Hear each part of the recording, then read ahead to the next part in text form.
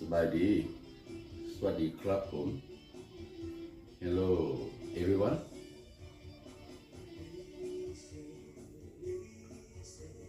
right now it's 8:55 p.m. at Houston, Texas, United States of America, where I live for over 40 years. It's just about to talk with my people. I'm a Laos American citizen. That's why I have the idea to make this clip tonight. ก็สบายดีอีกนึงนะพี่น้องเนาะก็สวัสดีครับผมก็เวลานี้ก็เป็นเวลาอยู่8:55 นาทีของเวลากลางคืนที่เมืองฮิวสตันรัฐเท็กซัสประเทศสหรัฐอเมริกาที่เป็นเมืองข้าพเจ้าอยู่ได้มา40 กว่าปีแล้วตั้งแต่ออกจากลาวมา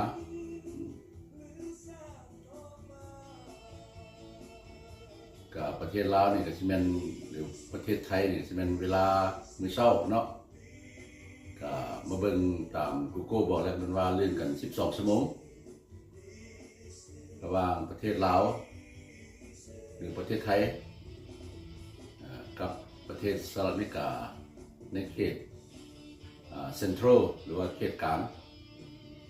เพราะว่าแต่ละเขตของประเทศสหรัฐอเมริกานี่ก็บ่คือกัน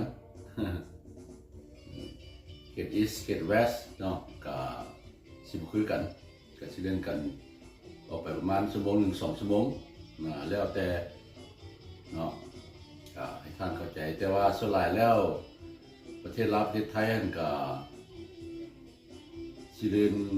ประเทศสหรัฐอเมริกาประมาณ12 ชั่วโมงนี่ล่ะตามธรรมดาแล้วเนาะถ้าบ่เปลี่ยนฤดูเพราะว่าอยู่ประเทศสหรัฐอเมริกานี่ยามร้อนยามหนาวเขาเจ้าสิเปลี่ยนฤดูเปลี่ยนเวลาเนาะเพราะเขาเจ้ามีเอิ้นว่า4 ฤดูเนาะเขาเจ้าก็มี spring มี fall เนาะมี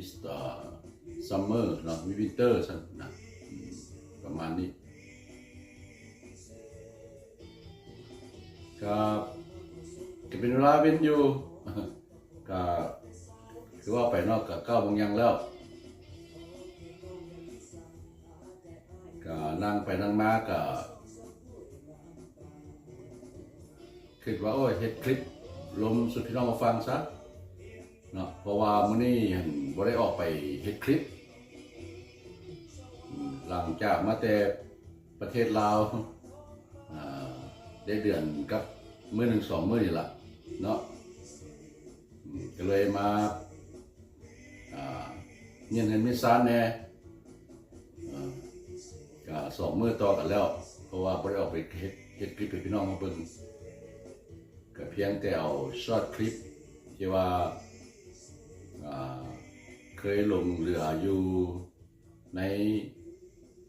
คอมพิวเตอร์หรือว่าในโฟนเนาะว่าก่อนจะไปเยี่ยมอย่างประเทศลาววันปีกายนี้ของเดือน9 2024ฮะครับเจ้าก็ไปเลาะลิ้นอยู่แถวประเทศสหรัฐอเมริกาแล้วก็อัดคลิปเมียนเนาะเรื่องคลิปก็ยังใหม่อยู่เรื่องคลิปก็ประมาณก่อนครับเจ้าจะไปประเทศลาวเพราะว่าหลังจากมาจากประเทศลาวปี2023เนาะเพราะว่า2022 2023ข้าพเจ้าเที่ยวอยู่ลาว9 เดือนแล้วก็มาเที่ยวประเทศอเมริกาแล้วก็ไปลิ้นบนหันบนอีกอัดคลิปเมียนก็ไปเช็คเบิ่งตัวก็บ่ได้อัปโหลดเทื่อเนาะอันนี้ก็เว้าความแจ้งให้พี่น้องฟังเด้อพี่น้องเด้อบ่ได้ไปตัวอีหยังเนาะอันนี้ข้าพเจ้าคนกบไปกบมาว่าตามสภาพการเนาะ เลยเอาคลิปมาลงใส่ช็อตคลิปเนาะก็ลงไปพี่น้องเขาเบิ่งอยู่ประเทศสหรัฐอเมริกาละก็ปัจจุบันนี้ข้าพเจ้าก็อยู่ประเทศสหรัฐอเมริกาละอยู่เมืองฮิวสตันรัฐเท็กซัสเนาะที่ว่าข้าพเจ้าอยู่ได้40 กว่าปีมันก็เงินหลังนี่แหละวันอยู่วันเดียวนี่มาได้40 กว่าปีแล้วเนาะก็บ่ได้ไปไส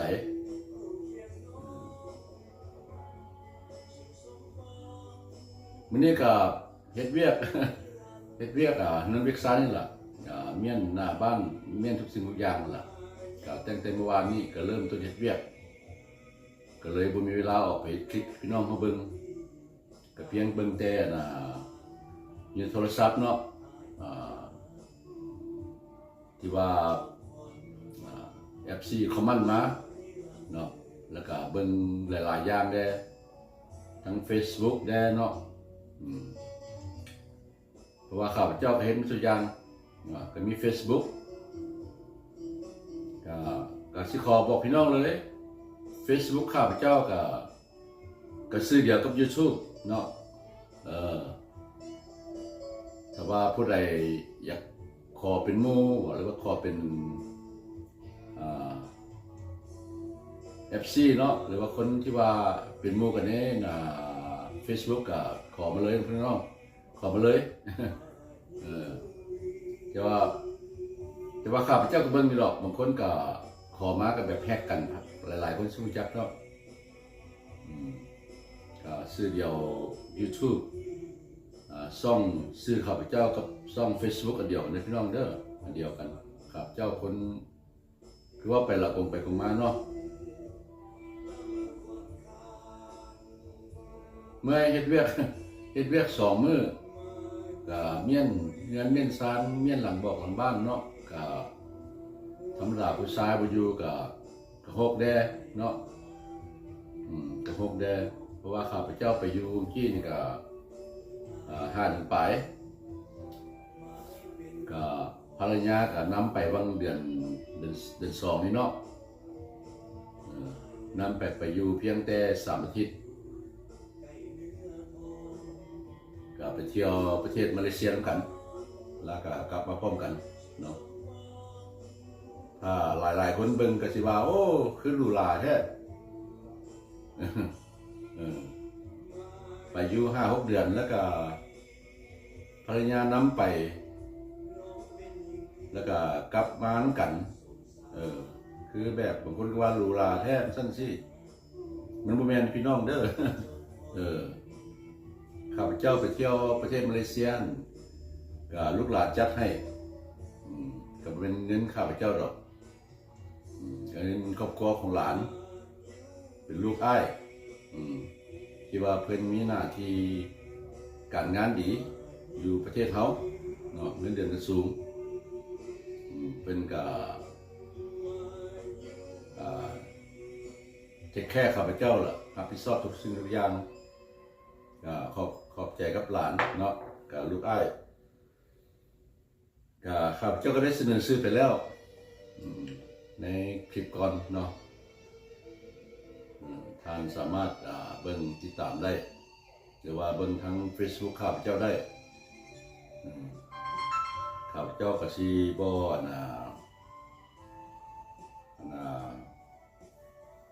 บรรยายตื่มเนาะ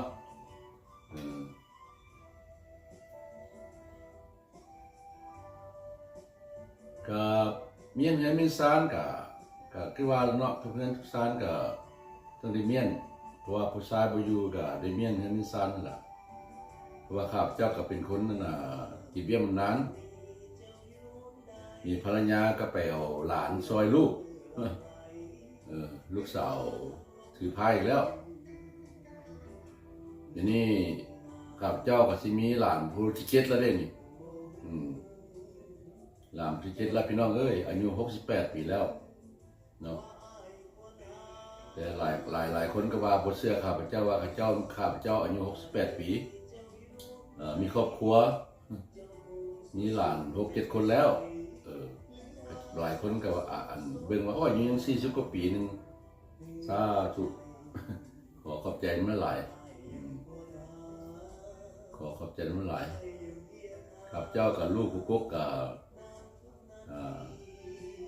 45 ปีแล้ว45 ปีแล้วลูกกุ๊กก็ได้ลูกชายผู้ที่เสียชีวิตไปบางเดือน2022กับผู้ที่2เนาะก็อายุ40 กว่าปีแล้วเหมือนกันเพราะก็คือทอดเพิ่นก็ได้แต่งงานด้วยกันมีลูก2 คนลูกก็ข้าพเจ้าแต่งงานกับคนต่างประเทศเนาะคือคนฮิสแปนิชแต่ว่าเกิดอยู่ประเทศสหรัฐอเมริกาเนาะลูกชายของข้าพเจ้าก็แต่งงานคนเขมรหรือว่าคนเขมรหรือคนคัมพูเดียหรือคนกัมพูชีเนาะก็มีลูก2 คนผู้ล่าก็อายุก็43 ปีแล้วจะแต่งงานคนประเทศด้วยกันกับคนอิตาลีซอดเยอรมันทีนี้ก็มีลูก3 คนถือพระทุกคนกับมีเงินมีซานอยู่ข้าเจ้าเองแล้วล่ะชีวิตที่ไม่กานะข้าเจ้ามีความรู้มีลายไม่กาแล้วข้าเจ้าก็เป็นตัวเจ้าเป็นตัวของตัวเองแล้วแต่ว่าโยมไม่กาคันเขามีความรู้แล้วก็สบายเนาะมีลายไม่กาเฮ็ดก็สบายแล้วถ้าผู้ใดบ่มีความรู้ก็ยากเติบละเนาะฉะนั้นครับเจ้าจังว่าความรู้นี่เป็นทักษะที่มันสุดยังมีเงินก็บ่ทอมีความรู้เด้พี่น้องเด้คันสิเว้าคือดีมีเงินหลายบ่มีความรู้ก็หมดเงินก็ได้เนาะหมดสำหรับความรู้นี่ยังได้ว่าสำคัญที่สุดเนาะในชีวิตknowledge is important in your life since you born until you die very important for your life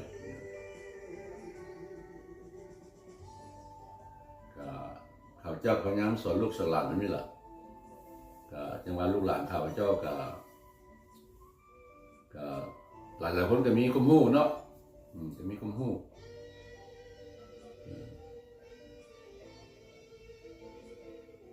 แต่ว่าฉลาดก็ไป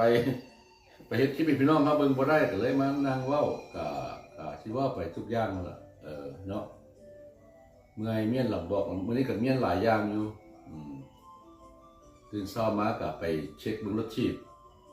ยาบริคีหลายเดือนแล้วก็เข้าขี้เมียนก็ไปฉีดน้ำฉีดน้ำมันลื่นใส่เนาะกระแปงแล้วเราก็ไปปลูกหมอกปลูกไม้ก็เมียนหลังบ้านแน่เนาะตัดหญ้าตัดยูแล้วก็สอบพวกหมอกปลูกไม้เนาะเมื่อวานนี้ก็แบบเดียวกันมันคิดก็แบบเดียวกันโอ้ได้3 มื้อแล้วนี่เนี่ยทั้งแต่มันคิดจันมันค้านนี่ได้3 มื้อแล้วเมียนยังไม่ได้ไปใส่เอาคลิปมาลงกับเพราะว่าคลิปที่เหลือท้ายเมียนวาง2-3 มื้อหลังเนาะก็เลยเมื่อยก็ยังไม่ได้รับประทานอาหารหรอกหลังจากอาบน้ำในแล้วก็เลยมานั่งทีวีนี้ฟังเพลงเก่าๆของเป็นคลิปของสุทธิฤทธิ์นี้เนาะเพราะเป็นเพลงเก่าๆที่ข้าพเจ้ามัก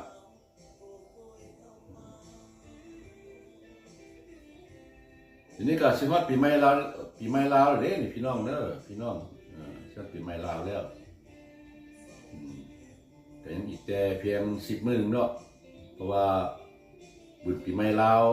เริ่มต้นชีวิตอยู่ประเทศสหรัฐอเมริกามันอยู่เมืองข้าพเจ้าอยู่นี่ล่ะเมืองฮิวสตันรัฐเท็กซัสก็จะถึงที่11 12 13เนาะศุกร์เสาร์อาทิตย์ว่าแล้วก็ธรรมดาปีใหม่ลาวมัน13 14 15กันอยู่ประเทศลาวเนาะเพิ่นสิฉลองแต่พี่ละคิดว่า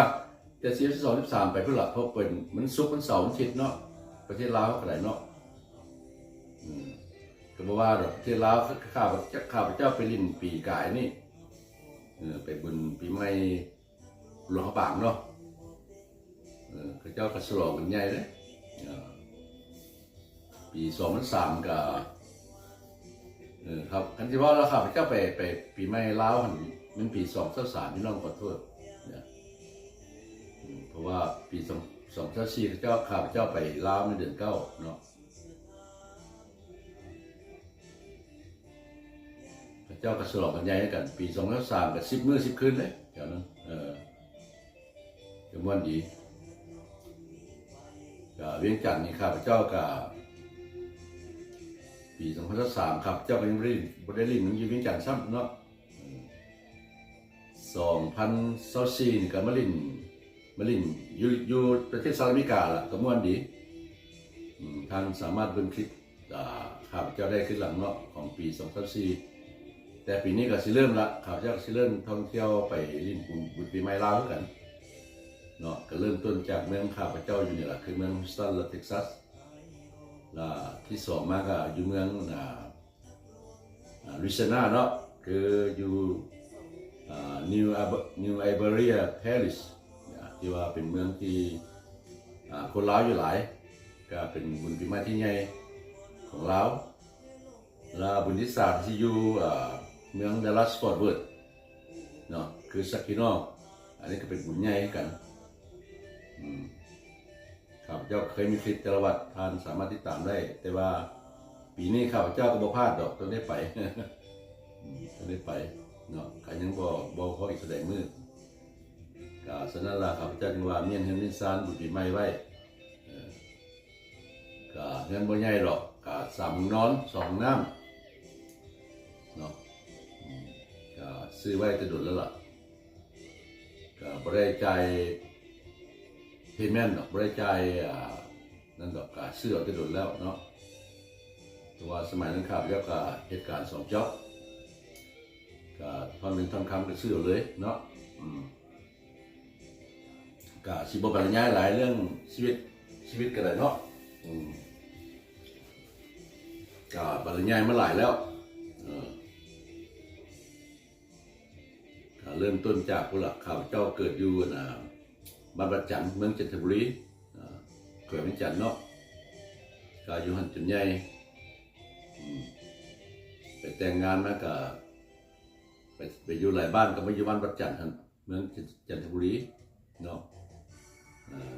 ที่เขาจะเอิ้นแขวงจันทน์เดี๋ยวนี้นครจันทน์เนาะแต่งงานเป็นลูก3 คนกับลูกข้ามฟากมาอยู่ไทยกับ4 ปีปลายมาอยู่ฟิลิปปินส์กับ2 ปีปลายยังได้เข้าประเทศสหรัฐอเมริกาเนาะก็มาเฮ็ดเวียกการกับ3-4 บอนก็จนได้กินเวียมนานสมัยล่ะกันสิว่าชีวิตมันยาวข้าพเจ้าก็เลยว่าไปหลายแล้วในคลิปต่างๆเนาะในคลิปที่ว่าข้าพเจ้าเคยเล่าเรื่องหลังจากมาแต่ประเทศลาวคลิปทวิตเนาะก็เป็นคลิปที่ว่าข้าพเจ้ามีความรู้สึกเกี่ยวกับประเทศลาวเกี่ยวกับ FC ที่ติดตามข้าพเจ้าและปัญหาต่างๆที่ข้าพเจ้าคอมเมนต์มาเนาะก็ได้ว่าไปอยู่แล้วก็สิขอเว้าอีกแล้วก็คลิปที่2ที่ข้าพเจ้าเริ่มต้นก็เป็นเรื่องการส่งคนลาวกลับประเทศนี่แหละข้าพเจ้าก็เรียกว่าเป็นเล่าคลิปที่ว่าข้าพเจ้าได้ว่าเมื่อกี้นี่เป็นเรื่องคนลาวอยู่ทั่วโลกเกือบทั่วโลกเนาะมื้อนี้ข้าพเจ้าก็ศึกษาแล้วกันก็คลิปเมื่อก่อนนี่ที่ข้าพเจ้าว่าคนลาวอยู่ประเทศนั้นประเทศนี้ได้นี่ก็ยังบ่หมดข้าพเจ้าไปเปิดเบิ่งอยู่ Google ก็ยังเห็นเนาะยังอยู่หลายประเทศที่ว่าข้าพเจ้าบ่ได้เสนอแต่ว่าอยู่สหรัฐอเมริกานี่ก็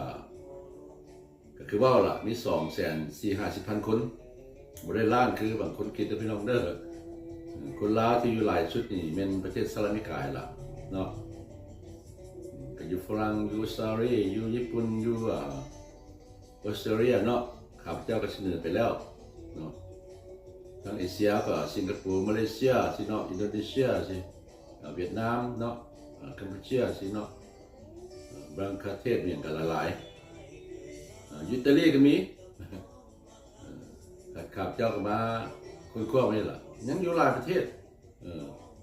คนลาวนี่บ่ละ4-5 คนก็มีเพราะว่าโลกเขาเจ้ากำได้เนาะโลกเขาเจ้ากำได้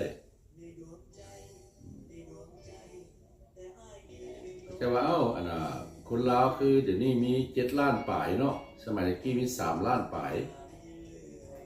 คืออันน่ะไปอยู่ทั่วโลกแท้เนาะเขาตั้งคำถามกันเองพี่น้องเนาะถ้าท่านบ่เชื่อข้าพเจ้าท่านสามารถเบิ่งยูโกโก้ได้ยูกูโก้เนาะยูโกโก้ได้พี่น้องเด้ออย่ายูโกโก้เขาเจ้าบ่สามารถที่บอกเป็นภาษาลาวได้ทางสิเสิร์ชคำภาษาลาวจะท่านเช่นอย่างบ่เห็นละอยู่ใน Google ท่านจะจำเป็นต้องเสิร์ชเป็นภาษาอังกฤษเนาะหรือว่าภาษาไทยหรือภาษาต่างๆเนาะเพราะว่าไทยก็กว้างขวางหลายแล้วเรื่องกับ Google เนาะ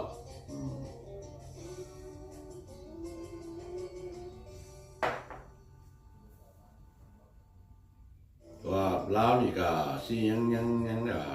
บ่ได้ดูถูกประเทศลาวเขาแต่ว่าคนลาวก็ว่าภาษาอังกฤษก็เก่งอยู่ดอกก็เข้าระดับ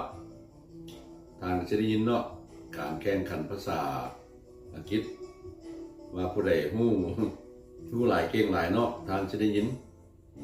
ว่าประเทศลาวอยู่ลำดับใดเนาะครับเจ้าก็เชื่อว่าคนลาวนี่ภาษาอังกฤษเก่งล่ะเก่งกว่าหลายประเทศที่ว่าอยู่ใน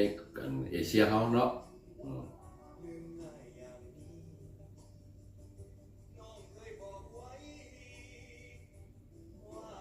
ซึ่งกับฟังเพลงแด่พี่น้องเนี่ยก็ว่าไปซะละข้าพเจ้าก็เป็นคน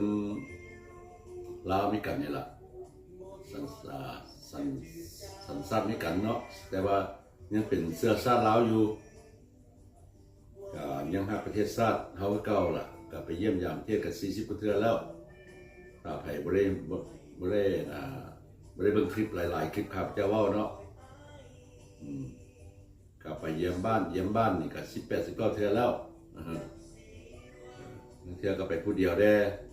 คือสุดกี้ก็ไปผู้เดียวสุดก้อนก็ไปผู้เดียวจนภรรยาก็นำไปแล้วก็มาพร้อมกันเพราะว่าข้าพเจ้าก็เป็นคนกินเบี้ยมันนานคือว่าแล้วเนาะก็เงินก็บ่หลายดอกก็ไปกินอยู่เมืองลาวก็กุ้มอยู่เงิน1,000 ปลายก็ได้เนาะว่าข้าวชิมเมืองลาวนี่ก็สมัยตะกี้แห้งถึกก็เดี๋ยวนี้ก็อยากเทียบเท่าอเมริกาแล้วข้าวชีพอยู่ลาวก็ได้เนาะก็บ่แม่นเมื่อทุกสิ่งทุกอย่างดอกสมมุติซะเรื่องอาหารกินเนาะราคาสิ้นนี่คือสิ้นหมูนี่โลนึงนี่ก็สมมุติเนาะตัวอย่างซื้อ90,000แล้วสมมุตินี่โลนึง90,000ได้พี่น้องเด้กันสิลายเป็นเงินดอลลาร์ก็$4เด้สมมุติสิ้นหมูเนาะ80,000นี่80,000 90,000นี่$4แล้วโลนึงวันนี้2 พาวเป็นโลนึงก็ถึงพาวนึง$2เด้พี่น้องเด้อยู่ประเทศลาวนะวันนี้ค่าอยู่ค่ากิน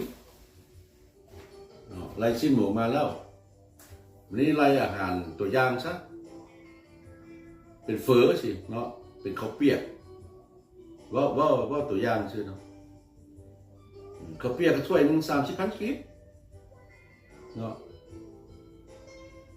ก็ไล่แล้วก็ไม่แต่ดอน50 เซนต์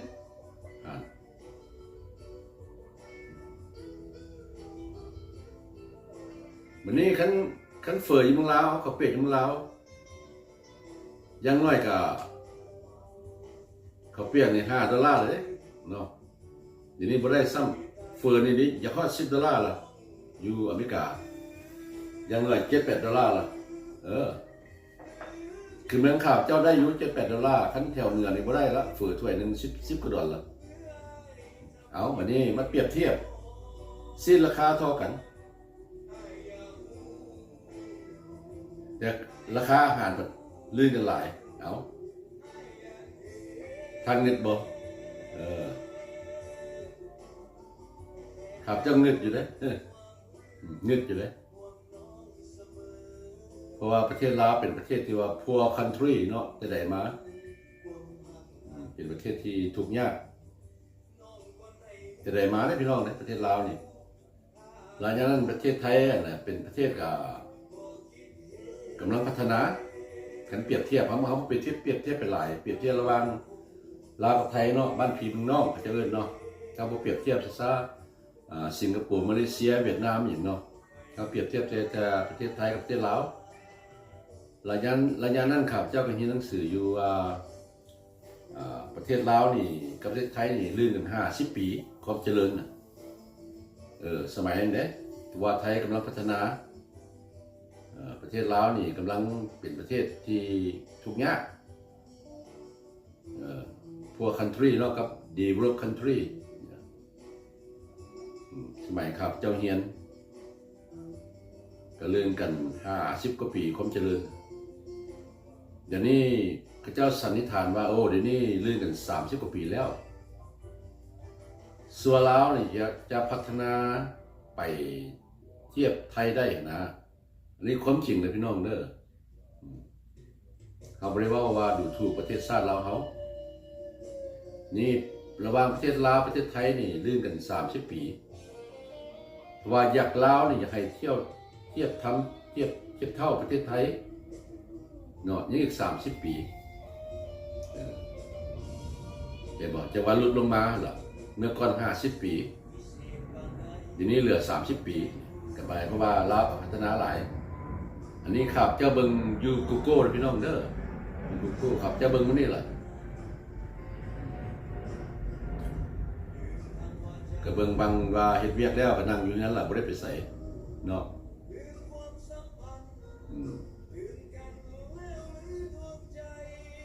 ครับเจ้าก็มาคิดลาวเนาะหมายความว่าประเทศลาวนี่พัฒนาหลายเด้ท่านฮู้บ่ว่า Google บอกว่าประเทศลาวนี่เป็นประเทศที่ทุกข์ยากอยู่นี่แต่กำลังพัฒนาแต่เงินเดือนของพนักงานหรือว่าเงินเดือนของกรรมกรของทั่วไปสิเป็นแบบสั้นกลางเนาะเขาเรียกว่า middle low salary Google เขาบอกมาสั้นหมายว่าประเทศลาวแปลว่าเงินเดือนเงินค่างานเป็นบ่แม่นทุกอีหลียังเป็นขั้นกลางอยู่เนาะก็หมายความว่ายังมีหลายๆประเทศที่ว่ายังให้เงินเดือนต่ำกว่าประเทศลาวก็มีนานเนาะก็หมายความว่าสั้นก็เพราะว่าเพิ่นเว้าคือครับจะเว้าไปแล้วลาว is middle poor salary of the labors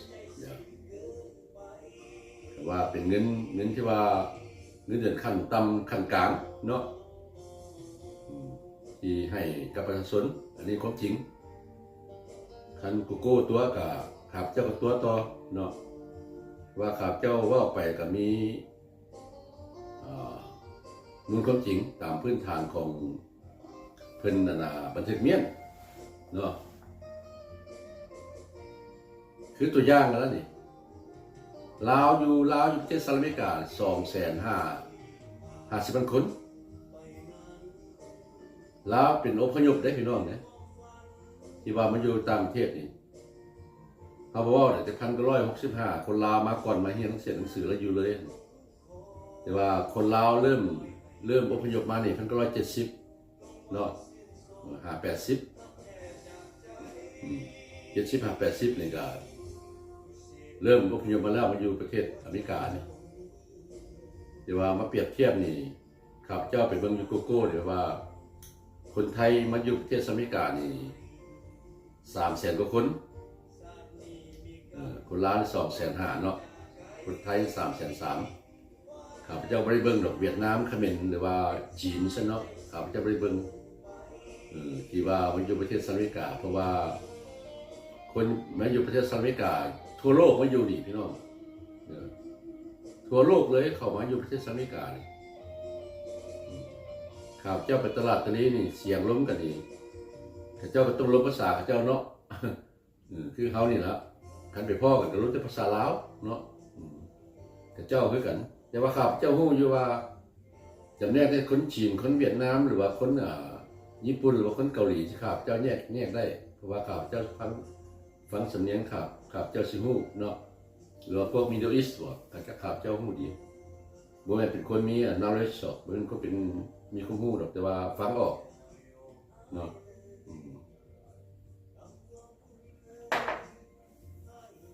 ก็ว่ามานี่ก็ได้3นาทีแล้วก็สิว่าไปเป็นเวลาบริษัท YouTube ให้ข้าพเจ้าพุ่นละชั่วโมงกับ5นาทีข้าพเจ้าเฮ็ด YouTube นี่เริ่มต้นแต่ป่า 2,000 มาเบิ่งแล้วบ่ฮู้มาเลยข้าพเจ้าเริ่มเฮ็ด YouTube มาตั้งแต่2015มันได้10 ปีแล้วเพราะว่าสมัยตะกี้ข้าพเจ้าก็บ่ฮู้เนาะแล้วข้าพเจ้าว่าเรื่อง YouTube เป็นซั่นจังซี่ข้าเจ้าเริ่มมาแต่โดนแล้วแต่ iPhone ออกพุ่นiPhone 10 ออกข้าพเจ้าเริ่มเฮ็ด YouTube ก็บ่ได้เริ่มเฮ็ดดอกเอารูปไปฝากใน YouTube เพราะว่าคันว่าทานมีรูปหลายมีวิดีโอหลายอยู่ในโฟนทานเนาะมีเมมโมรีมันก็สิหมดทานก็ฮู้ดีเนาะข้าพเจ้าก็เลยมีแนวคิดโอ้ยเปิด YouTube แล้วก็เอารูปไปฝากกันซะก็ไปลงบอกพี่น้องเขาเบิ่งก็บ่ได้หวังว่าเสียเงินดอกคำนึงดอกเอาไปลงไว้หั่นจนว่าเขาเจ้าว่าถ้าว่าโอ้เฮ็ด YouTube มีเงินเด้ข้าพเจ้าสิฮู้แต่ว่าจังว่า2023เมื่อบ้านนั่นล่ะก็ไปได้ eligible จากบริษัท YouTube เพราะว่าท่านผู้ใดติดตามมีผู้ติดตามได้1,000 กว่าคนเนาะก็สิถูก eligible หรือว่ารับรองจากประเทศจากบริษัท YouTube แล้วข้าพเจ้าปี2023ข้าพเจ้าก็ถือคำร้องจากบริษัท YouTube เนาะก็เป็นคนของยูทูบเบอร์ที่ว่ามีสิทธิ์หาเงินได้ก็ย้อนความช่วยเหลือของหลานชายล่ะท่านไลฟ์เนาะก็ช่วยเหลือก็เลยก็เฮ็ดมาซุมื้อนี้ล่ะก็บ่ได้กุมอยู่กุมกินดอกก็เฮ็ดไปเพราะความม่วนเนาะก็ได้เงินทะเบียนก็100 กว่าดอลวันเดือน4ของปี2024เวลากลับมาอเมริกาแล้วเนาะมา5 เดือน 5 6เงินเข้ามา100 กว่าดอลก็มอบให้หลานไล่เลยเพราะว่าเพิ่นช่วยเข้าเรื่อง YouTube ช่องให้เนาะเปิดเงินจังใดเนาะก็มาไล่เงินแล้วจนเท่าจังมื้อนี้แต่คือคำพ้องจากบริษัท YouTube มานี่ก็ได้เงินมานี่ก็เกิน$1,000นี่ล่ะก็10 ปีเนาะก็ไปเฮ็ดอยู่ลาวก็ได้เงิน 3-4 เทื่อ5 เดือนนะก็เดือนละ100 ดอล200 ดอลมาหลายสุดเป็น300 ดอลเท่านึงมันนี้มาอยู่อเมริกานี่ได้เดือนนึงแล้วนี่เดือนเมื่อกี้บ่ได้เงินเลยเดือน3เนาะเดือน2ไปได้อยู่ลาว100 ดอลนี่ล่ะเพราะว่าถ้าเดือน2มาดิ100 กับ 10 ดอลก็เฮ็ดคลิปอยู่ลาวมาเฮ็ดคลิปอยู่อเมริกาล่ะแต่ต้นเดือนมาวันนี้ก็ท้ายเดือนจนฮอดเดือน4แล้วเนาะเนาะเงินบ่ได้กี่ล่ะแตกต่างกันหลายข้าพเจ้าคิดได้บ่นี่ไม่เฮ็ดคลิปไปเฮ็ดคลิปอยู่ลาว2 เทื่อปี2022หา2023 9 เดือนคนก็ติดตามหลายเบิ่งหลาย24 เดือน9หา2025เดือน2คนก็เบิ่งหลายก็คือว่าก็ได้เงินจะ100-200 ดอลลาร์แต่ว่าคำแจ้งให้ฟังนี่พี่น้องเด้อบ่ได้กุ้มดอกบ่ได้กุ้มค่าดอกอัน เขาไปลิ้นไปหันไปหัวเนาะจ้างรถจ้างล้างไปจ้างเนื้อจ้างเอาซื้อเส้นน้ำมันลูกหลานหมดได้พอหรอกข้าวยุค่ากินเงินเดือน100-200 ดอลลาร์อยู่ลาวมันสิมีอย่างเนาะเขาก็ใส่จานนึงเท่าเขานี่แหละแต่ว่าเขาคนมักม่วนได้มักไปเที่ยวอยู่แล้วกันถ่ายรูปถ่ายห้อยไปเนาะประมาณนี้แหละมันอยู่ในการในกาบ่ได้ยังดอกว่าพี่น้องฟังเดือนนึงก็บ่ได้ยังก็ยังไปถ่ายพี่น้องเขาเบิ่งอยู่สรุปแล้วเอาเป็นยังคนคือมาเบิ่งเนาะประเทศเจริญนี่ข้าพเจ้าไปเบิ่งน่ะคนที่ดังๆคลิปที่ดังๆช่องที่ดังๆมีคนเบิ่งหลายแต่เป็นคลิปไปเกี่ยวกับเมืองลาวมั้ย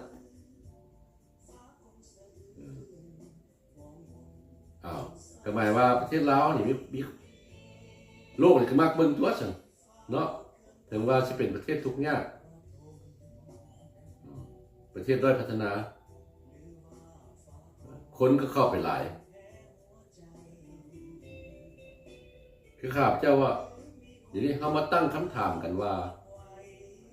ประเทศลาวเป็นประเทศด้อยพัฒนา poor country เป็นยังคนเข้าไปอยู่หลายแท้เข้าไปเรียนหลายแท้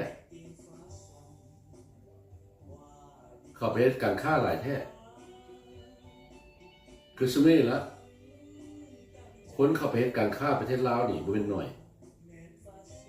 มีธนาคารมันก็หลายเนาะมีห้างของค้าเข้าไปหลายคนจีนก็เข้ามาเฮ็ดเวียกเข้ามาเฮ็ดการค้าของลาวไปเปิดการค้าต่างๆทุกอย่างทางประเทศไทยก็ไปสร้างบางทีกับบิ๊กซีเนาะหลายๆอย่างAmazon กาแฟเนาะวันนี้ยูทูบเบอร์ที่ดังก็เข้าไปลาวกันหลาย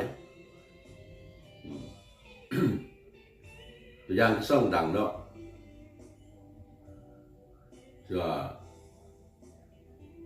เราไทย together ครับเจ้าจือสันป้อสันเนาะเอกคนหนึ่งทางสันเนาะลุงเด่นสันแบกเป้สันหลายคนไปยูทูบอยู่เมืองลาวดังมั้ยเป็นยังดังพี่น้องมื้อนี้ Why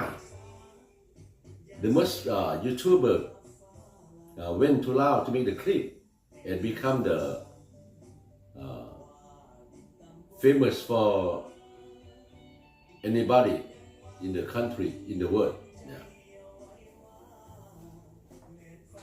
บอกว่าแต่ยูทูบเบอร์ของประเทศไทยยูทูบเบอร์ทั่วโลกเข้าไป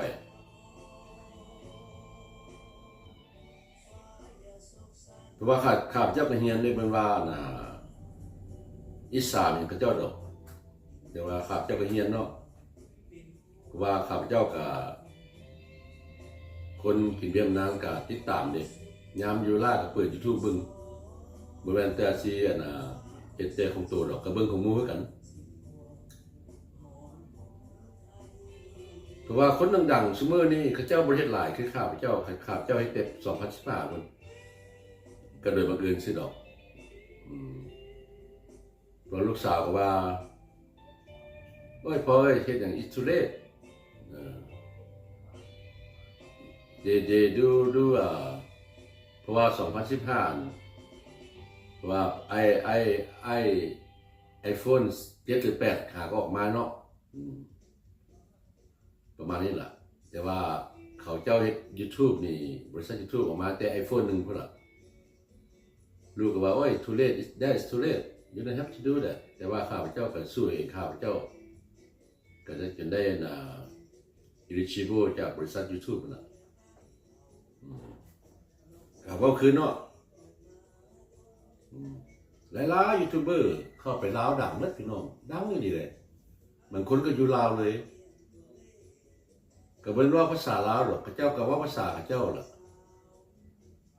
ข้าเจ้าว่าภาษาลาวและเหตุใดคนอยู่ประเทศกับเจ้ามักนี่ประเทศลาวมีคุณค่าบ่สำหรับหลายคนเนาะประเทศลาวไม่ดีบนไหนท่านต้องศึกษาเหตุผลให้พี่น้องเลยกับว่าประเทศลาวนี่ก็คนมักเนาะสมัยกี้นี่บอกว่าละค่าของชีพนี่ลาวนี่แบบว่าสบายมากเนาะสบายมากค่าของชีพลาวนี่เพราะว่าค่าของชีพแพงหากอง4-5 ปีไม่ละบางข่าวเจ้าไปลาว2019หลังจากโควิดเนาะหลังจากโควิดแล้วล่ะข่าวเจ้าก็ไปลาว2019อันก็ไปเจอหนึ่งได้พี่น้องเลยก็ก่อนหน้าก็ไป2016 2017กับ2019เกือบเข้าอเมริกามาได้เพราะว่าโควิดก็หลังจากโควิดแล้วครับเจ้าก็กลับไปอีกเนาะค่าของชีพของเรานี่มาขึ้นตอนหลังจากโควิดนี่แหละแต่ก่อนนี่ค่าของชีพถึกหลายอยู่ลาวน่ะเขาเปรียบเท่านึง10,000 กีบเบียร์นึงแก้ว8,000 กีบก็8,000 กีบนี่เบียร์ลาวกับดอนนึงเท่านั้นเดี๋ยวนี้ก็20,000 กีบกับดอนนึงเห็นบ่การที่ว่าเงินเนาะถึงว่าเงินสิขึ้นหรือลงเบียร์สมัยตะกี้แก้ว8,000 กีบเบียร์ลาวกับดอลลาร์นึงตะกี้น่ะ2016เดี๋ยวนี้2,020ไปกับ3,000 กีบกับดอลลาร์นึงที่เก่านะสมเทียบกันนะอย่างอื่นบ่เว้าหรอกในค่าของชีพนี่อาหารกินนี่ซีนไข่นี่โลนึงเกือบเท่าอเมริกาแล้วเนาะคือไก่ตัวนึงนี่ไก่ลาดนี่ก็โลนึงนี่120,000แล้วเนี่ยไก่ลาดนี่สมมุติก็คือโลอันผ้านึง60,000$6เลยผ้านึงนะหมายความว่าก็จะซ้ำกันแต่ว่าอาหารกินราคาต่างกันเฟื่อตัวนึงสูงสุด60,000อยู่นี่นะ60,000ก็$3เฟื่อแซ่บอีหลีล่ะ60,000เนาะถึกสุดก็30,000ก็แซ่บเหมือนกัน30,000นี่ก็$2เนาะหมด2สำนัก35,000 กีบกับดอลลาร์ไป65,000กับ$3ไปวันนี้ท่านที่กินเฟื่ออยู่อเมริกานี่ยังน้อยนี่อยู่เมืองข้าพเจ้าอยู่ในกับ$8แล้ว2 คนไปกิน$3ละตัวละ10ซะเพราะว่าทิปแดงอย่างแดงเนาะเมืองลาวน่ะ$3ได้400,000ปลายเด็กฝืนประมาณ5-6 ถ้วย5-6 ถ้วยพุ่นละว่าข้าพเจ้าอยู่ลาวตื่นมาเขาจะกินข้าวเปียกไปกินอยู่หน้าบ้านกับ30,000 กีบแล้วตื่นเช้ามาส่วนมากก็ไปซื้อข้าวกันบ่กินเอื้อนน้องเนาะไปซื้อข้าวโลนึงซื้อของกินมากับข้าวประมาณ40-50,000 กีบ$2คำมาก็อยากเปลืองได้หน่อยนึงตัวกินเบียร์ก็หมดมึง100,000นี่ล่ะ100,000ก็$5แล้วไปก็อยู่เงินเอื้อยล่ะมันออกไปกินซุมื้อดอกแล้วมื้อก็ไปตลาดตะลีกินน้ำกันนั่นแหละก็ข้าพเจ้าก็ออกตลาดคิด1 2 คิดก็ออกตลาดข้าพเจ้ามื้อ2 มื้อสนอกก็ซื้อลูกหลานกินนั่นแหละเขาไปต่างประเทศเนาะก็แบบสบายแบบครอบครัวกันเองจ่ายค่าน้ำค่าไฟช่วยกันหลายคนก็ถามข้าพเจ้าว่าเงินเดือน2,000 ปลายไปอยู่ลาวก็พออยู่บ่ล่ะพอไปเนาะพอถ้าว่าเฮาบ่ฟุ่มเฟือยอยู่แบบเหมาะแม่อยู่แบบเฮาอยู่อเมริกาล่ะไปลาไปการค้าไม้กินข้าวกินน้ำประมาณนี้ล่ะก็เฮาจะไปเรียนฟุ่มเฟือยแล้วก็พอบางคนก็ว่าถามข้าพเจ้าว่าเงินเซา$200ยังมีอยู่บ่อยู่ประเทศลาวอยู่เวียงจันทน์เดือนนึงมีพี่น้องยังมีอยู่เด้อถ้าว่าข้าพเจ้าอยากไปอยู่ผู้เดียวก็บ่ว่า200ซ้ำเนาะคืนนึง130,000 1,300,000 1,200,000อยู่เงินพักนี่ล่ะก็มีแอร์มีพัดลมเนาะ1,300,000ก็คือเดือนนึง3,900,000เนาะ3,900,000ก็บ่ฮอด$200ก็อยู่ได้แต่ว่ายานพาหนะทานก็ไปเองล่ะเดี๋ยวประเทศลาวเขานี่ก็สบายอยู่ยานพาหนะก็เดี๋ยวนี้ข้าพเจ้าไปปีนี้ต่างหลายมีทั้ง Uber มีทั้งก๊อกก๊อก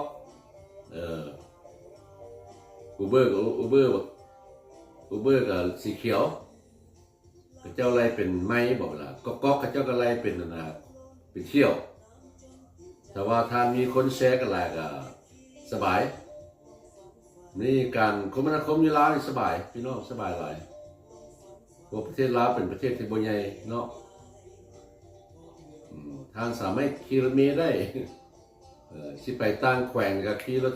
ตู้ได้ขี่รถ2 แถวได้ก็บ่แพงสมมุติว่าออกจากเวียงจันทน์ไปปากสันขี่รถตู้ก็100,000 กีบก็บ่ฮอด$5ซ้ำกันรถติดแอร์ติดตู้รถมีแอร์พุ่นเนาะค่าน่ะคันบ่อยากนอนหรูหราแน่ค่าเฮือนพักก็1,300,000 1,200,000ก็$5ก็โอเคถ้าว่าท่านผู้จะไปได้พี่น้องได้อย่าไปแบบที่ว่าโลดผลบางคนก็ไปแบบโลดผลอย่าไปแบบนั้นอย่าว่าใจบ่อั้นอย่าเป็นสั้นเนาะเชื่อบางคนไปขี่ตุ๊กนี่เขาสมัยนี้ก็เคยมีเรื่องราวกันเนาะทางที่ได้ยินตุ๊กนำเอาเขาเป็นหลาย$10เนาะธรรมดาตุ๊กคันในตัวเมืองนครเวียงจันทน์สิไปใส่ไม่ได้50,000 กีบเนาะจากอนุสาวรีย์ไปแคมป์ของซาก็50,000 กีบเนาะก็เท่านั้นหลายอย่างทานต้องได้เห็นหู้ถ้าว่าทานอยากไปลาวคือข้าพเจ้าล่ะข้าพเจ้าก็สำนักหลายแล้วเพราะว่าก็เที่ยวทุกแขวงของลาวแล้วเนาะก็สำนักดีก็เพจคลิปน้ำก็เพจคลิปก็ให้พี่น้องเขาได้เบิ่งบางคลิปคนก็ติดตามเจ้าเป็นหมื่นก็มีเด้ปี2024น่ะออกไปพอดีน้ำท่วมคลิปตอนนั้นคนเบิ่งเป็นหมื่นคนเลยพี่น้องเลยเนาะ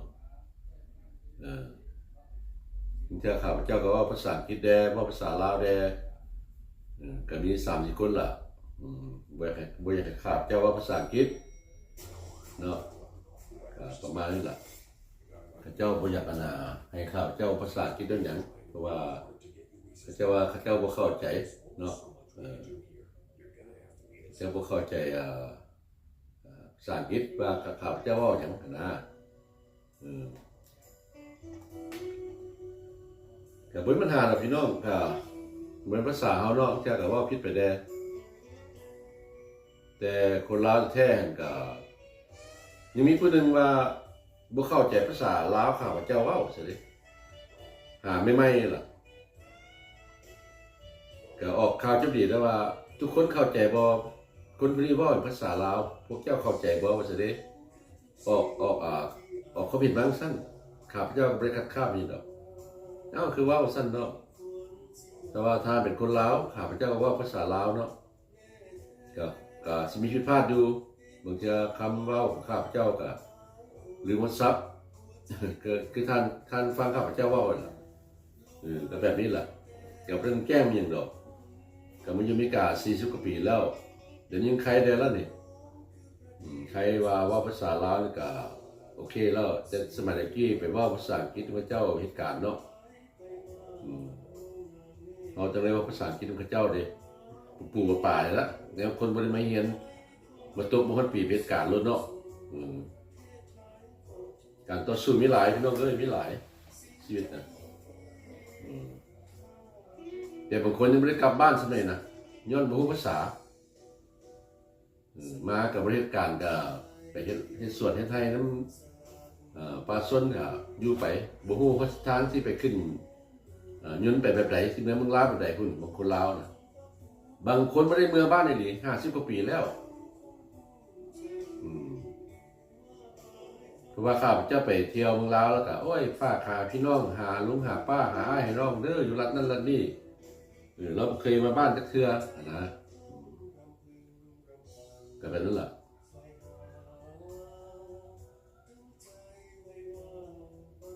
เขาไปฮอดแซนด์เราเนี่ยเนาะไปฮอดประเทศลาวเขาไปฮอดประเทศลาวเขาน่ะเป็นอย่างยูทูบเบอร์ที่เข้าไปหลายแท้เข้าประเทศลาวผู้ใดก็ดังเดี๋ยวนี้รายได้นี่เป็นหลายพัน$ต่อเดือนนะหรือว่ายูทูบลาวยูทูบเบอร์ลาวยูทูบเบอร์ไทยหรือว่ายูทูบเบอร์ต่างประเทศบางคนก็อยู่ลาวเลยมียูทูบเบอร์คนหนึ่งอยู่สวีเดนข่าวจะไปพ่ออันนี้ขอสงวนชื่อนะพี่น้องเด้อเป็นยูทูบนี่อยู่ประเทศไทยดังก็ว่าภาษาเจ้าล่ะคนก็เบิ่งหลายบัดกลับประเทศแล้วบ่มีคนเบิ่งคือแบบข้าพเจ้าล่ะไปได้ eligible อยู่ประเทศลาว 2-3 เนาะได้1,000 กว่า subscriber ก็มีคนเบิ่งมากันหลายไปเมื่อกี้2024 นี่5 เดือนนี้กับคนติดตามกับ1,000 กว่าคนเนาะ1,000 กว่า subscriber เนี่ยเห็นบ่บัดมาในอเมริกาไม่คลิปได้เดือนนึงคนลงวุบเลย คลิปหนึ่งบอก100-200 คนต่างกันบ่คลิปอยู่ลาวเขา1,000 คนยังน้อยกับ1,000ล่ะคลิป5,000 ก็มี 7-8,000 ก็มีคนเบิ่งขนาดว่าภาษาลาวว่าภาษาอังกฤษก็เลยเดียวก็หมายความว่าคนลาวเขาบอกว่าอยู่ลาวอยู่ต่างประเทศก็ยังหักประเทศลาวเขาอยู่อันนี้แสดงออกวันนี้เนาะยังเบิ่งคลิปของลาวเขาอยู่ยังเบิ่งการสร้างสาประเทศลาวเขาอยู่ถึงสิว่าอยู่ต่างประเทศก็ยาเนาะสรุปเนาะอันนี้สรุป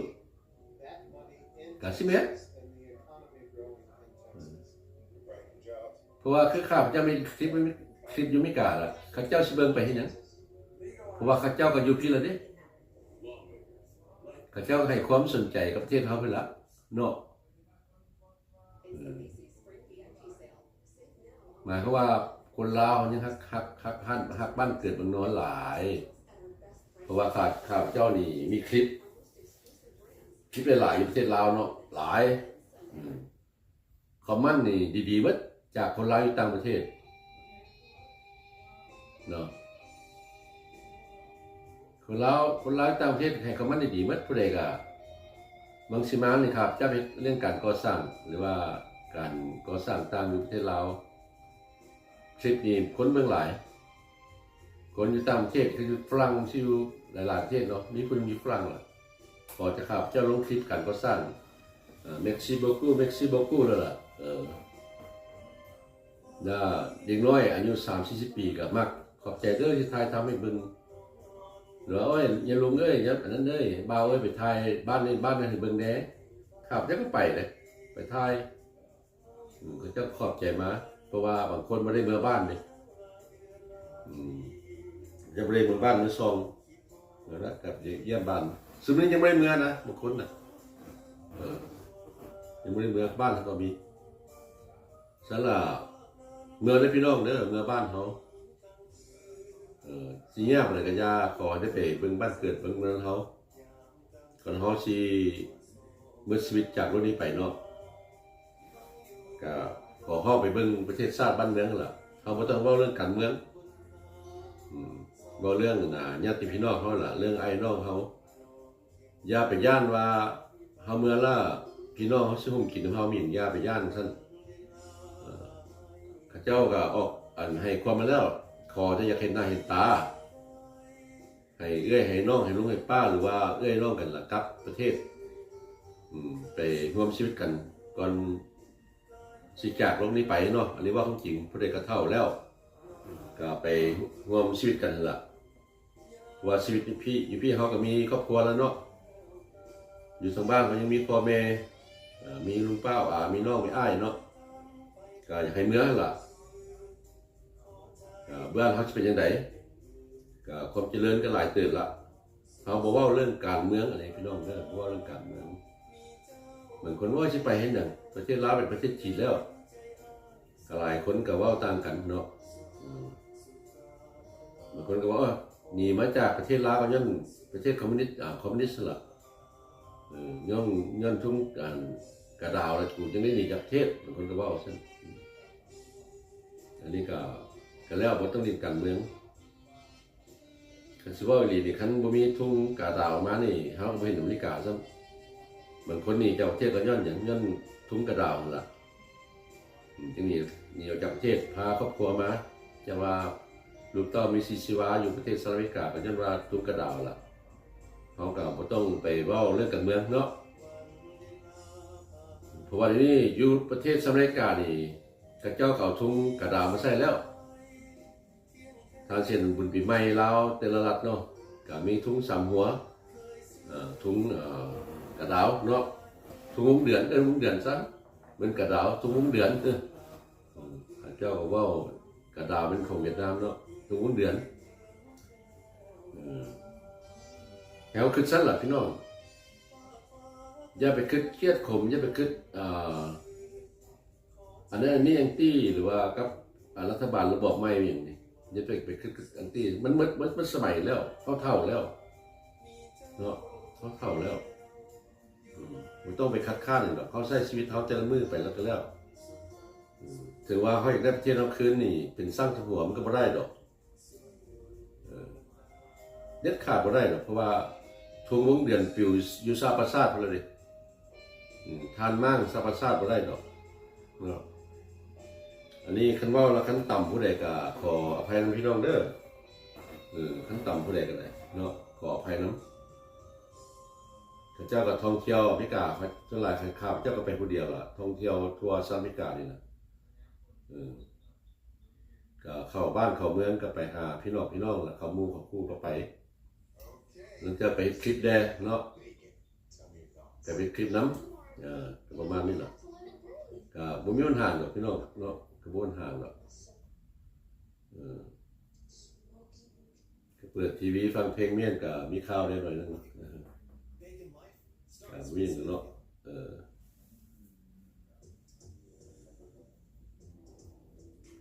อันนี้ข่าวเจ้าเขาว่ากับเป็นนี่แหละ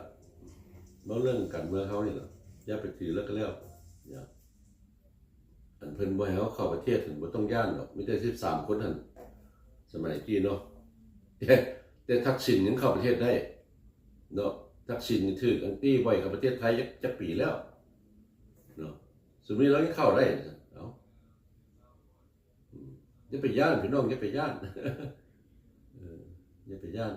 เนาะ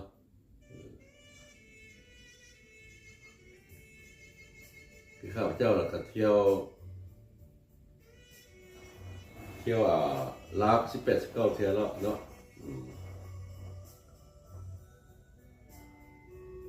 อันนี้เขาสิว่าศึกษาเพราะว่าประเทศลาวเป็นประเทศที่คนมักว่าจังได๋เนาะเพราะประเทศลาวนี่เป็นประเทศที่ว่ามีคนนักท่องเที่ยวเข้าไปหลายที่สุดปี2013ของโลกเนาะ Laos is the word เขาเห็นอยู่Googleเนาะ Laos is the word best destination for tourism in 2013เนี่ยGoogle เขาว่าเขาไว้เขียนไว้อย่างสั้นทานกระชู้เนาะข่าวๆเนาะคนลาวชู้ดีล่ะเพราะว่าประเทศลาวเป็นประเทศที่ว่าคนนักท่องเที่ยวหลายสุดในปี2013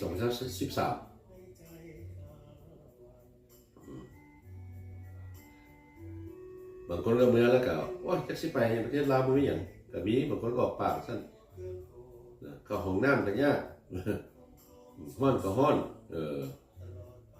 ไปใส่ก็ยากบ่คืออเมริกาก็แม่นก็แม่นเพราะว่าทา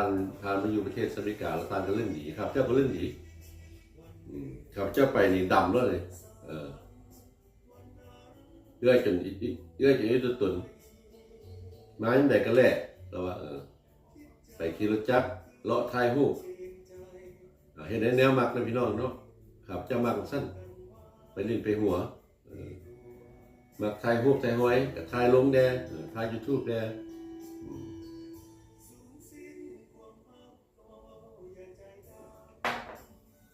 ก็ประมาณนั้นล่ะ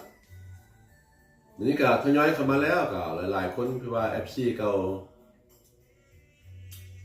ก็ต้นต่อครับเจ้ามาอยู่อเมริกาเนาะมือทมิตร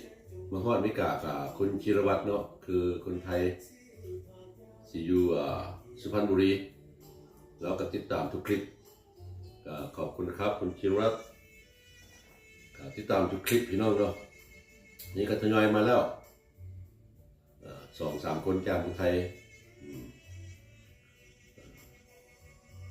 ทีนี้ก็คนลาวก็ทยอยมาแล้วเนาะว่าโอ้ลุงยังอยู่อเมริกาบ่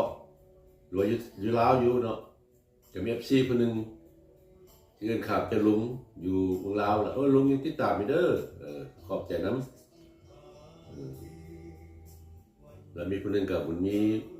ผมพักดีบอกอย่างนี้ล่ะก็ขอมันมานี่ก็บ่ฮู้ว่าข้าพเจ้ากลับมาแต่อเมริกากลับมาแต่ลาวแล้วก็ของมันมาเนาะก็คือว่าล่ะแม้คลิปอเมริกากับคนเบิ่งก็บ่มีปัญหาดอกนี่ว่าเฮาได้สู้แล้วครับบ่แม่นเฮาได้สู้เป็นอาชีพที่ว่าเฮามักไทยโฮมแต่ยังน้อยเนาะไปใส่กระมวลเพราะว่าครับเจ้า enjoy น้ำธรรมชาติenjoy where I go enjoy what I touch ครับจะเป็นสั้นไปใส่ครับเจ้าชินจ้อยน้ำสิ่งแวดล้อมที่ว่าข้าพเจ้าไปเนาะ I'm happy with the things surrounding me where I go where I went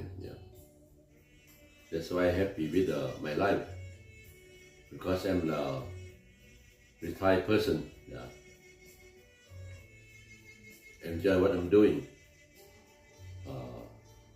be a photographer, make a clip, post on YouTube or whatever, Facebook, something like that. That's why I explain to my people here on everything in my life. I've been in Laos 19 times, and my background, my history here in the United States. For over 40 years, I try to explain to them. I think the most people understand my language in Laos. I don't care about the few; they don't understand my language, Lao language, and some don't understand my English too. They said it's okay, no problem with that, because it's not my language. But I have to say so in English because for my grandkids whoever don't understand Laos, but I talk with them every day, they understand me. I talk about my grandkids. Now I got a Sven coming up. My Sven coming up, my grandkids. I don't care what people say, okay? I don't care. Because English is not my natural language. I'm Laos. But I speak Laos. But like I said, I speak English a little bit. For my grandkids, for my people who just born or younger. They born here. But when I speak with them, they understand me. I don't care whoever don't understand my English. So I'm happy what I'm doing. ก็ประมาณนี้พี่น้องเนาะก็ว่าภาษาอังกฤษอันนึง เป็นอย่างข้าพเจ้าว่าภาษาอังกฤษเพราะว่า แต่ละมื้อข้าพเจ้าไปน้ำลูกน้ำหลานข้าพเจ้าได้ว่าภาษาอังกฤษนำเขาพอเขาเกิดอยู่นี่เขาใหญ่อยู่นี่เนาะผู้กกกับมีแต่14-15 ปีหลานข้าพเจ้าใดหลานข้าพเจ้าจังไดเนาะก็ได้เนี่ยว่าเกิดอยู่นี่เก่ากับบ่ภาษาลาวหรือหลานคนนึงข้าพเจ้ากับคนเขมรกับบ่ภาษาเขมรภาษาเขมรข้าพเจ้าตั้งว่าภาษาอังกฤษนำเขาเจ้าก็เข้าใจข้าพเจ้าดีเนาะ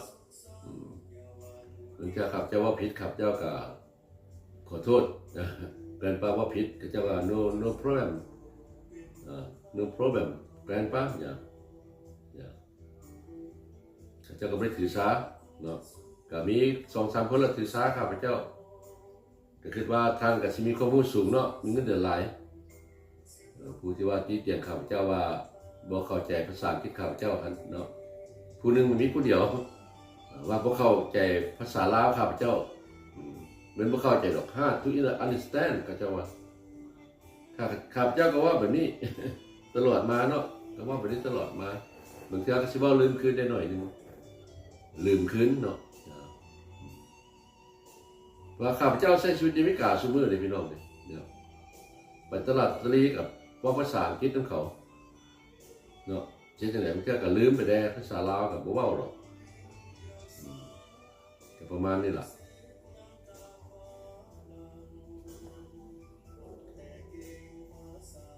ก็ว่าหลายอย่างแล้วเนาะก็ว่าประเทศลาวเป็นประเทศที่ดีสร้างรายได้ให้ยูทูบเบอร์หลายคนที่ไปคลิปเมืองลาวเนาะบ่คือสมัยก่อนนี่ก็ขอขอบใจทั้งยูทูบเบอร์ลาวแต่ละคนที่มีจิตใจเฮ็ด YouTube ขึ้นมาสร้างช่องตัวเองขึ้นมาบางคนก็ดังบางคนก็ยังบ่ดังเพราะว่าข้าพเจ้าก็ติดตามแถวเขตนอกของประเทศลาวอยู่เนาะแต่ละแขวงข้าพเจ้าก็เบิ่งแต่ก็เฮ็ดไปพี่น้องเด้อเฮ็ดไป YouTube เบอร์ลาวหากเกิดขึ้นมาเนาะก็เฮ็ดเกี่ยวกับธรรมชาติเกี่ยวกับบ้านตัวเองโซให้เบิ่งให้โลกฮู้เนาะให้โลกฮู้ว่าเป็นจังได๋ประเทศลาวเฮาบ่ต้องน้อยใจเฮ็ดไปเรื่อยๆยูทูบเบอร์ลาวที่เกิดใหม่เนาะข้าพเจ้าก็เรียนมาแบบนี้ล่ะข้าพเจ้าก็จนสำเร็จเนาะถึงว่าลูกสิว่าเซาก็ทุเรศแล้วข้าพเจ้าก็สู้จนได้สำเร็จแล้วก็มีผู้ให้กำลังใจข้าพเจ้าเป็นต้นคือคุณชิรวัตรนี่ล่ะคนไทยที่ว่าให้ความสนับสนุนข้าพเจ้าเนาะก็เป็นคนผู้หญิงที่ว่าอยู่ประเทศไทยอยู่จังหวัดสุพรรณบุรีเนาะให้กำลังใจข้าพเจ้ามาตลอดทุกคลิปเราจะติดตามแล้วก็เราใส่คอมเมนต์แล้วก็ใส่คอมเพลระหว่างแต่ละประเทศข้าพเจ้าก็จะยึดคอมเมนต์ของเราก็เขียนเป็นภาษาไทยล่ะแต่ว่าข้าพเจ้าอ่านได้ภาษาไทยเพราะว่าข้าพเจ้าเคยเรียนมาแต่ยังน้อยพอศึกษาให้พอเรียนให้ฮู้เนาะแต่ข้าพเจ้ายังน้อยพุ่นล่ะพอพาอ่านภาษาไทยข้าพเจ้าก็เขียนได้ก็น้อยเดียวแล้วเท่าก็ผิดพลาดแต่ว่าข้าพเจ้าเขียนภาษาไทยผิดพลาดก็ขออภัยนำพี่น้องเด้อก็เรียนเนาะก็พอเข้าใจว่าภาษาไทยกันเลยว่าเข้าใจกับพ่อเข้าใจกันอยู่เนาะขอขอบใจคุณชิรวัตรนะก็สนับสนุนข้าพเจ้าทุกอย่างถ้ามีโอกาสก็ถ้ามีมาไล่เนาะประเทศสหรัฐอเมริกาก็ผมยินดีต้อนรับคุณชิรวัตรเด้อกับคนผู้หญิงละเนาะผมขอเวลคัมนะเวลคัมถ้าคุณมาที่ประเทศสหรัฐอเมริกาที่ฮิวสตันเท็กซัสyou are welcome I will taking care of everything in my house where to sleep and I take care of you everything even I don't make money from YouTuber company from YouTube company คุณเวลคัมนะคุณชิรวัตรนะขอบคุณที่ตักเตือนผมและก็ให้กำลังใจทำคลิปไปไม่พูดอะไรก็ห่วงใยคอนเซิร์น คลิปที่ผมทำไหมผมไม่พูดอะไรก็เพราะผมก็ไม่ไม่ไม่รู้จะพูดอะไรเนี่ยอย่าก็ทำไปก็นะมาคราวนี้ก็ขอปิดคลิปนะขอปิดคลิปนะขอบคุณที่เข้ามาชมอย่าลืมกดไลค์คอมเมนต์กดติดตามด้วยนะครับ so thanks for watching yeah just don't forget to like comment and subscribe with bell please for next clip yeah ก็ประมาณนี้น้องเนาะพอดีได้เวลาประมาณชั่วโมงหนึ่งชั่วโมงปลายหนึ่งก็เป็นคลิปที่ว่ากันพักผ่อนในเฮือนเก็บเวียนในเฮือน2-3 มื้อแล้วไม่ได้ออกไปใส่ก็มานั่งเว้าสู่พี่น้องฟังถ้าผมเป็นซุปอารมณ์บ่เป็นที่ปัดซุปอารมณ์แค่คนเปรตคนนึงก็ขออภัยน้ำนิดน้องเนาะครับเจ้าเรคคอร์ดใต้เนาะก็ขอบใจทุกคนที่เข้ามาเบิ่งนะพี่น้องเนาะก็อย่าลืมกดไลค์นะให้เขาเห็นกดติดตามกดกระดิ่งเนาะเพื่อเป็นในทางที่สุขยุ่งซึ่งกันและกันเนาะพบกันคลิปหน้าก็เป็นเวลาพอดี10 โมง5 นาทีเนาะในกลางคืนประเทศลาวกับ10 โมงตอนเช้าเนาะประเทศไทยกับ10 โมงตอนเช้าเนาะขอบใจพี่น้องที่เข้ามาชมพี่น้องเด้อสาธุได้รับฟันดีผู้ใดอยู่อเมริกากันเลยเนาะถ้าเบิ่งแล้วก็ประเทศไทยกันเนาะก็อีกตนเพิ่นอยู่เนาะอีกตนเพราะว่าบ่เคยมีมาก่อนเนาะแผ่นดินไหวประเทศไทยก็นักล่วงก็ได้ติดตามข่าวมาตลอดก็ทุกคนสู้นะครับอย่าประเทศไทยเพราะว่าเดี๋ยวนี้โลกเขานี่ก็ทุกสิ่งทุกอย่างก็ซับซ้อนหมดบ่ว่าภัยธรรมชาติบ่ว่าการเมืองเนาะทุกโลกเลยทุกมุมโลกอยู่ไปหมดก็อยู่แบบสันติภาพพี่น้องเด้ออยู่สันติภาพอยู่ด้วยความสงบสุขเขาเองนี่ล่ะเนาะอย่าไปดิ้นรนหลายเพราะว่าโลกนี้ยังไงก็เป็นของทุกคนคิดว่าตายไปแล้วเขาเอาอย่างไปนั้นบ่ได้แล้วก็พอก็ใช้ชีวิตให้เป็นประโยชน์เนาะประมาณนี้สุขดีพี่น้องเด้อคุณรักเป็นว่านี้โชคดีนะครับบายพบกันคลิปหน้าพี่น้องเด้อsee you next clip